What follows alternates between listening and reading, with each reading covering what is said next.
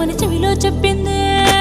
ఈ మాత్రం హింటే ఇస్తే సంటే కొట్టేనా, ఓ రెండు మూరల మల్లెల చేతికి చుట్టేనా. ఈ అల్లరి గాలేమో అల్లుకు పొమ్మంది, మాటలతోటి కాలక్షేపం మానేమంటుంది. అబ్బబ్బా కబడ్డీ కబడ్డీ